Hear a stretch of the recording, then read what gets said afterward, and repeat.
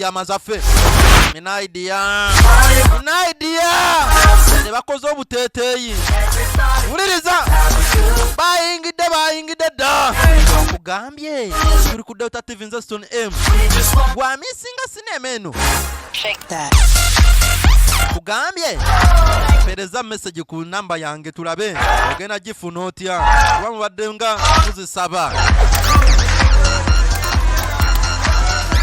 Simon naise wanoonya Alvin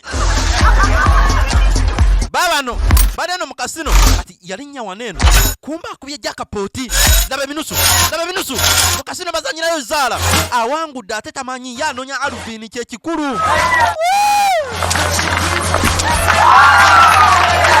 Ekiri eno kyakutedda. Allo era final omuwanguzi mbanze Alvin kano laba abawala bakoze obuteeteeyi sebo bali eno bazina ye Britney kati ne balinnya kubasire queen balinnya kubasire jajja mwate mwebani fe bakipes ono sister wange Eleno abadde agezako kwetonda kakati mulinnya ku kigere kya mukwano gwange bano ne babamoola babavuruza abo bano basire jajja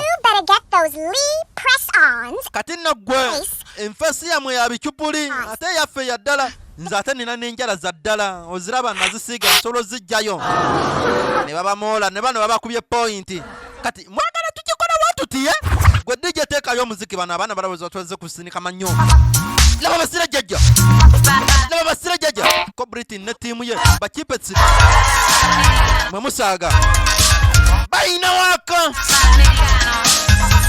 wulira beragako bino bibaamu mu ndongo abakubi b'endongo mukimanyi wuliriza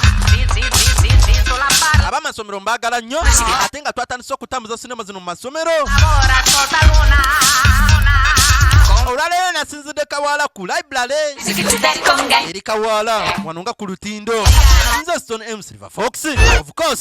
Kati bakubye Britney akabina bamujje ku floor kati noli bamuteze enkondo olaba obutamanyirira ku enkondo gyewola lumu kati ne buno babuyisizaawo kumbe kino kiba kibakolera bazze wa mukwano gwabwe oba wa muganda waabwe kati eri wansi babadde tebabalaba bulungi kati katukulage dance balabe ate bino simanyi nti oba basira jjajja babisobola baabo ne bamaliriza ate tebaba wangu